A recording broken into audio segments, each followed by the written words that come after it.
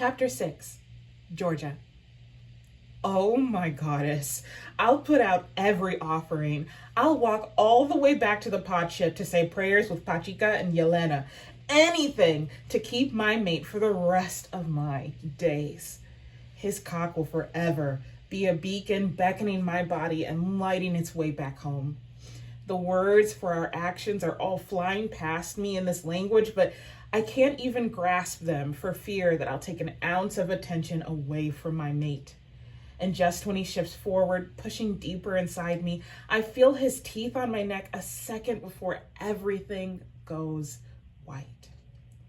If I hadn't heard Omega's talk about what it's like to lie with the Alpha, I might have been afraid, but there's no room for fear when my mate accepts our bond by biting me. There are tears in my eyes and on my face when we lift our heads this time. Lance furrows his eyebrows, and I sense an apprehension in him. With the mating bond still fresh, he must not be able to feel that it's joy spilling out of me, like I can sense his unease. But whatever smile I give him is enough to reassure and straighten out those eyebrows.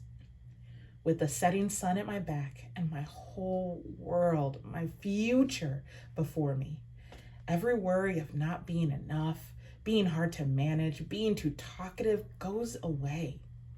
I follow the lines of his face, from his slim nose to his hooded eyes, back down to those pink lips.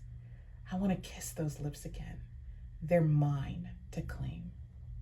But as I lean forward, Lance leans back onto the blanket beneath him. My mate is tired. It seems we will rest for a while.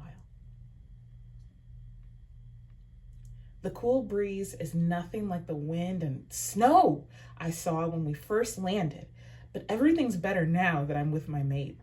I can feel his temperature dropping, and I'm afraid my body heat may not be enough for him.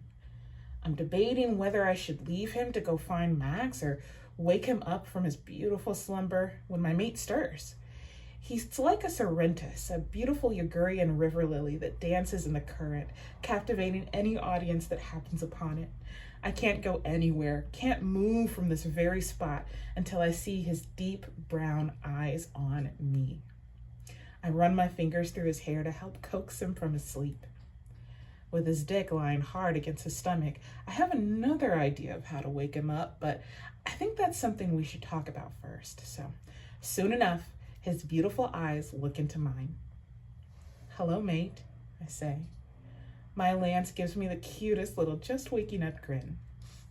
"I was hoping you'd still be here," he says, as if I'd ever willingly leave his side. "You're cold."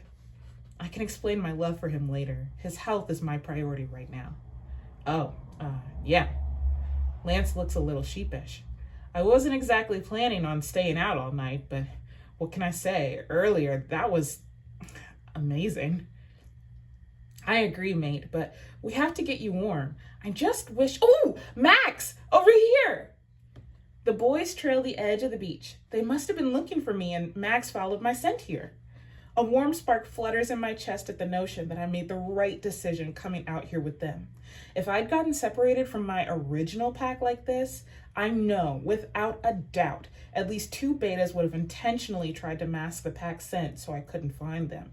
Not only do Frank, Joran, and Max want to be found, but they're coming to find me.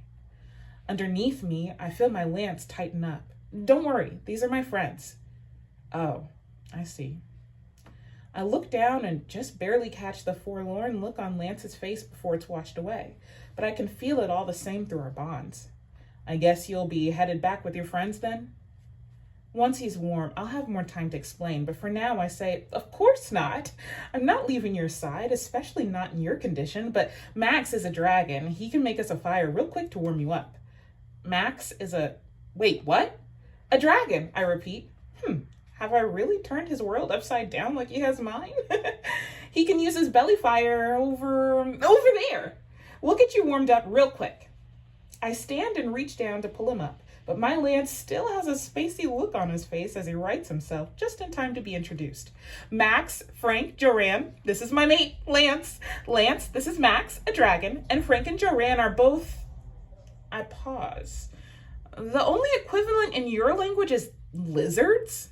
I frown. Back home, their race has a much more esteemed title than what's available here in Lance's tongue. I glance at the boys for help, but they must not have heard English in the market, so they don't understand yet. It must not register for Lance because he looks back and forth between the four of us before finally blurting, "Lizard men?" I know, it's a rather offensive title, but you're seriously calling them lizard men? Like, that's not a joke? And this guy's a dragon? Please, Georgia, please tell me you're joking. Max suddenly turns, directs his orange belly fire to the nearby bush I pointed out earlier, and turns back with a flourish. Does that answer your question?